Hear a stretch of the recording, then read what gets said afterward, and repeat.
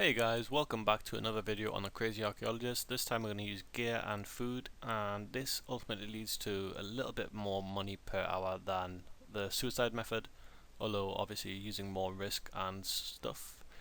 So what you're going to need for this is ancient magics and level 78 magic to teleport there. I'd recommend 80 plus for the melee stats because this guy does hit pretty hard. Yeah, that should be great. So what you're going to do is pot up before you tele there. My inventory is what you should bring, essentially. I'd also recommend a glory, but I don't currently own one, so I thought screw it, I'll just bring a strand family. And you're going to find him. He wanders fairly far, but he has a reliable spawn point, so once you get the first kill, you can just stand over his spawn point and get ready to kill him multiple times. You should pray melee and piety. The reason for this is, wow, I suck. Because he uses ranged and melee attacks, but his melee tends to hit more consistently than his ranged, so it's better to protect from melee magic. Yep, as you can see, the kill speeds are very quick because he has very low melee defense for a boss of his stature, and he drops great items. That's not really an example of one of them, but that adds up. That's like 10k. So I highly recommend doing this in World 1, just because the spawn time is a significant factor to the kills per hour, because the kill speed is so quick that you need more things to kill, really. You can't be waiting here for 40 seconds on a low populated world, you'd rather wait 20 seconds on a high populated world. And there's not much chance of being PK'd because no one comes here, essentially. You're still going to be risking low gear, so you don't really mind too much if you get PK'd. Obviously it's not going to be a good thing, but yeah, don't bring your bank here. Fairly easy to kill this dude. All you have to do is attack him and avoid the occasional special attack. He does like preface it with saying Rain of Knowledge, so you can avoid it much easier than it looks. And it's fairly easy to never get hit by it ever, as long as you're paying attention and you have good ping and stuff.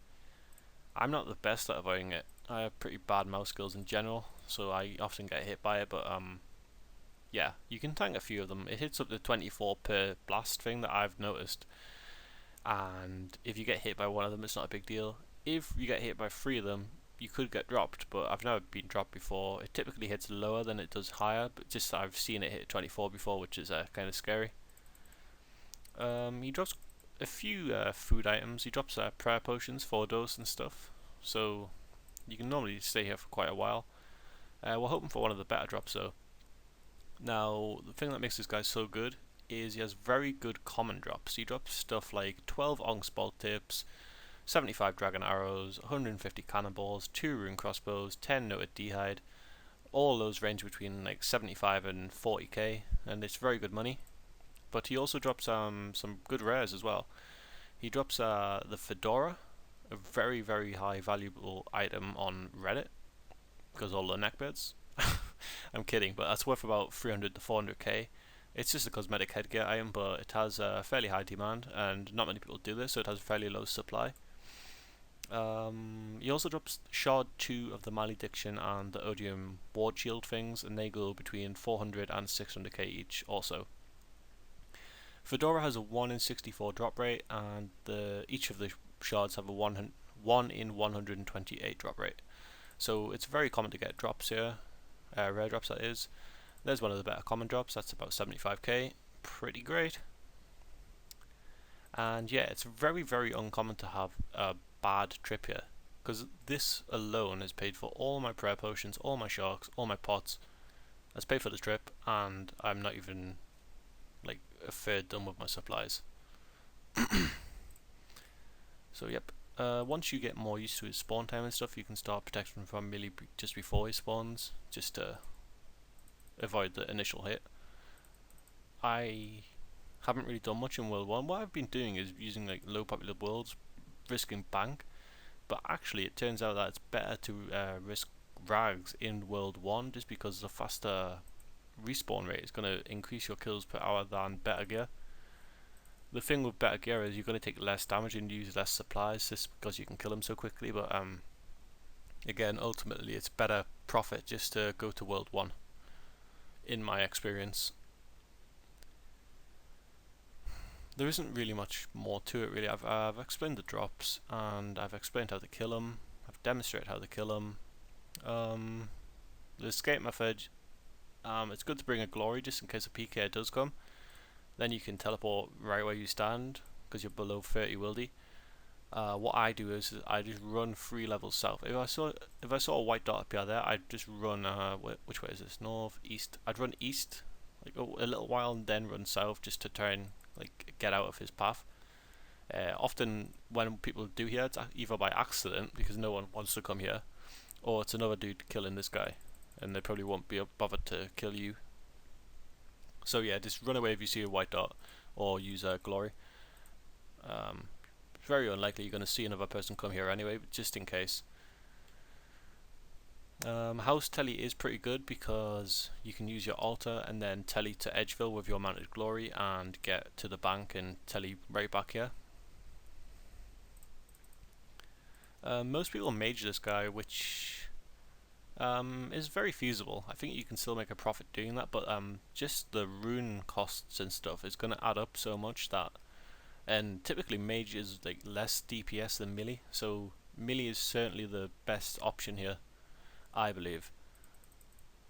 But mage is also a valid option as well.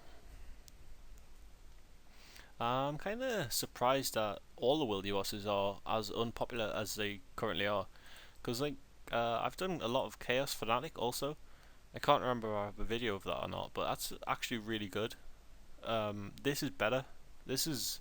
I'd say this is probably upwards of 600 to 1 million gold per hour, which is really good compared to like crappy stuff that people do, and then the same type of people do those crappy stuff and then think this is worse. So hopefully this video is going to educate people and bring more people to do this, because I think it's quite a fun boss, very profitable. Just like kind of one of those unknown things that possibly will become more popular. And the cool thing about it though is a lot of the good drops are alchables, so even if it does become popular, it's going to be harder to get kills and stuff obviously, especially being in the wildy, but the drops aren't really going to devalue. Like the Onx ball tips for example, they are pretty much alchable. You attach them to a ball and then you can alch that ball for 9k. So they're never going to go below like 6k in value. The cannonballs, they're very unlikely to drop even if this guy becomes popular, because cannonballs are always in demand. Rune crossbows, I suppose they could drop. Their alch price is about 10k. Just a lot of the drops are pretty widely used though, like including the rune crossbow. I mean, there's always going to be demand for rune crossbows. Prayer drain, god damn it. I thought I would just get in time, but I didn't. 10 red d'hide, that's 55k. So we've made really good money here so far. Let's call that 10k, 20k, 90k, 135k, no 145k, and they're about 1k each, so 150k at the minimum, probably a bit more. Really good. Haven't used much in supplies. I always stand next to him, but you can stand here and let him wander around a bit, because just to give you more time to pot up and do whatever you want to do. It just gives you a little bit more breathing room, although it can mess you up a little bit, because if he wanders a bit far, you can get to an unfavourable position where you can't avoid his special attacks as easily, and plus it's just annoying for him to be all the way over here. He wanders really far. He goes like all the way around the ruins essentially. He's probably got like the largest wander of any boss, which is kind of cool, or any NPC for that matter. I can't think of any that goes as far as him, apart from like a few quest guys that are obviously designed to be trolls. Yeah, I mean, this video is stretching on a bit. I've pretty much did the guide element to it. Now I'm just rambling and getting drops, I guess. So after this kill, I'm just going to end it, and again, I'm just going to leave with a recommendation that you try this out and make some bank. It's really good. I'd like to see more players do this. Okay, so die already, and then thanks for watching. See you next time. God damn it.